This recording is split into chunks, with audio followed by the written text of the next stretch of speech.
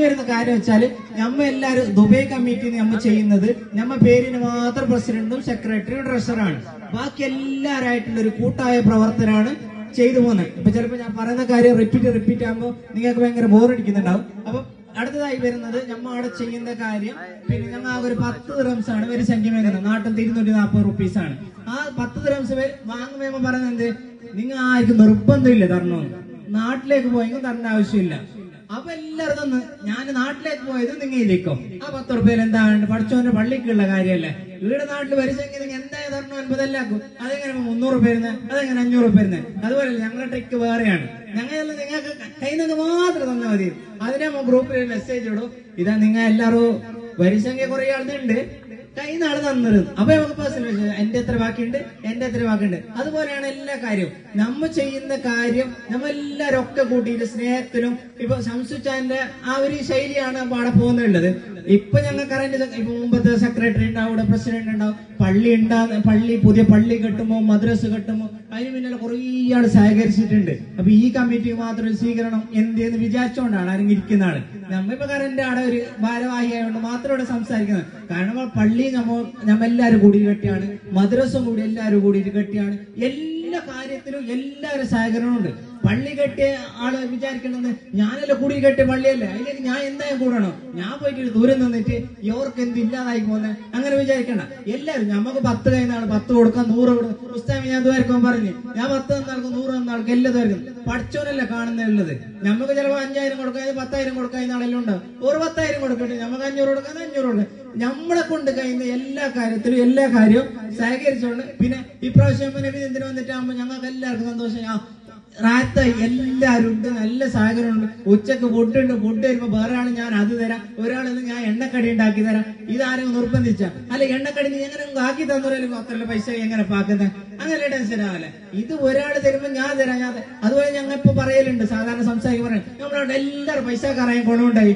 എന്താ നമുക്കിപ്പോ ആടെ നോക്കും പിരിവില്ല, ഞങ്ങൾ അക്കീമിന്റെ അവർക്ക് ഷോപ്പ് ഉണ്ട്. അപ്പൊ നമ്മ ആടെ പോകും. ഇപ്പൊ സാബിത്തിന്റെ അവർക്ക് ഷോപ്പായി, ആടെ സലാം വെച്ചാൽ ആടെ ഷോപ്പ്.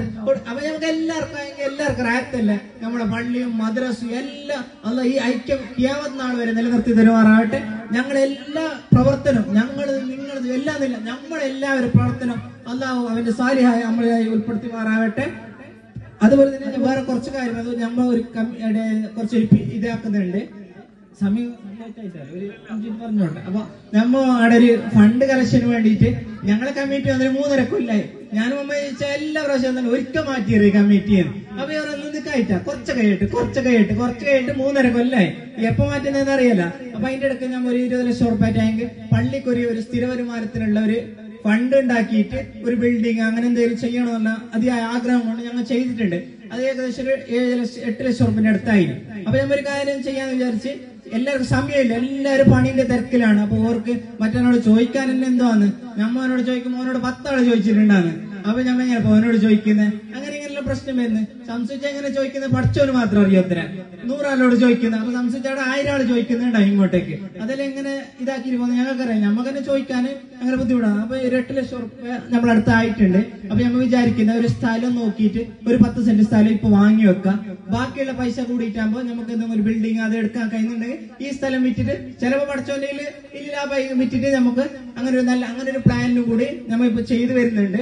ബാക്കി ഇപ്പൊ നമ്മളിപ്പോ നേരത്തെ സ്വാഗത പ്രസംഗത്തിൽ അസീസ് എല്ലാം പറഞ്ഞു ഞങ്ങൾ ഏടെല്ലാം ഉണ്ട് ഏതെല്ലാം ഉണ്ട് അതിന്റെ എല്ലാ സ്കെച്ചും റൂട്ട് മാപ്പും എല്ലാം അസീസ് പറഞ്ഞു കഴിഞ്ഞു. അപ്പൊ വീണ്ടും രണ്ടാമത് ആടെ പോയിട്ട് ലേറ്റ് ആക്കുന്നില്ല. നമ്മൾ ഒരു 7500 ഇപ്പൊ പോലെ മാസം അയക്കുന്നുണ്ട്.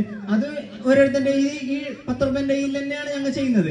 ബാക്കി എല്ലാ കാര്യത്തിനും ഓരോരുത്തരും നമ്മ നിർബന്ധിച്ചിട്ട് ആരോട് ഒരു കാര്യത്തിന് നമ്മ പൈസ വാങ്ങിയിട്ട് അങ്ങനെ ചെയ്യല്ല. അതുപോലെ തന്നെ മീലാദിന്റെ പരിപാടി 14-ാം തീയതിയാണ് നടക്കുന്നുണ്ട്. അത് നിങ്ങളെല്ലാവരും ആത്മാർത്ഥമായ സ്നേഹവും സഹകരണവും ദുആവും ഞങ്ങൾക്ക് വേണം. നിങ്ങളെല്ലാവരും ദുആയിലാണ് ഞങ്ങൾ മുന്നോട്ട് പോകുന്നത്. ഇനിയും ഒരുപാട് കാര്യം ഈ പള്ളിക്കും നാട്ടുകാർക്കും വേണ്ടി ചെയ്യാൻ പടച്ച തമ്പുരാൻ നമുക്ക് തൗഫീഖ് നൽകട്ടെ എന്ന് ആത്മാർത്ഥമായി പ്രാർത്ഥിച്ചുകൊണ്ട് ഇങ്ങനെ ഒരു സദസ്സ് ഞങ്ങൾക്ക് വേണ്ടി സംഘടിപ്പിച്ച എല്ലാവർക്കും ഈ ജമാഅത്ത് കമ്മിറ്റിക്കും ബാക്കി ഇവിടെ കൂടിച്ചേർന്ന ആൾക്കും എല്ലാവർക്കും ആത്മാർത്ഥമായി നന്ദിയും കൃതജ്ഞതയും രേഖപ്പെടുത്തുന്നു. അതുപോലെ തന്നെ ഒരു കാര്യം കൂടി പറഞ്ഞോട്ടെ, നമ്മളിൽ നിന്ന് മൺമറഞ്ഞു പോയ അവരെ സ്മരിക്കാതെ ഒരു പരിപാടിയും ചെയ്തുകൂടാം. ഞാൻ 10 വർഷം മുമ്പ് പോകുന്ന സമയത്ത് ഞാനായിട്ട് ഇപ്പൊ നമ്മൾ സഹകരിച്ചുകൊണ്ട് നമ്മളെ അമ്പിളിന്റെ ഉപ്പ അതിനാച്ച ഞാൻ വിളിക്കുന്നത്. വളരെ സ്നേഹത്തോടും പള്ളിയിലെ എല്ലാ കാര്യത്തിനും സഹകരിച്ചു. നിങ്ങൾക്ക് എല്ലാവർക്കും അറിയാം, പ്രത്യേകിച്ച് ഞാൻ പറയുന്നില്ല. അപ്പൊ അവർക്ക് പിന്നെ അതുപോലെ തന്നെ നമ്മ അനീച്ച അല്ലെങ്കിൽ പള്ളിയിൽ ഇവിടെ എന്ത് പരിപാടി ഉണ്ട്, അപ്പൊ അനീച്ചില്ല അതൊരു പരിപാടിയില്ല. അങ്ങനെ ഒരുപാട് ആൾക്കാരുണ്ട്. ചിലപ്പോൾ ഞാൻ പറഞ്ഞ് ഒന്ന് വിട്ടിട്ടുണ്ട്, നമ്മളെ പ്രസിഡന്റിന്റെ മകള് മരണപ്പെട്ടിട്ടുണ്ട്, അതുപോലെ നിസാറിന്റെ പെങ്ങള്, അങ്ങനെ എല്ലാവരും അവർക്ക് വേണ്ടി നമ്മൾ ആത്മാർത്ഥമായി പ്രാർത്ഥിക്കാം. അവരുടെ ഖബറിടം അല്ലാഹു സ്വർഗ്ഗത്തോഫാക്കി അനുഗ്രഹിക്കുമാറാവട്ടെ. ആമീൻ എന്ന് പറഞ്ഞുകൊണ്ട് ഞാൻ നിർത്തുന്നു. അസ്സലാമു അലൈക്കും വറഹ്മത്തുള്ളാഹി വബറകാതുഹു.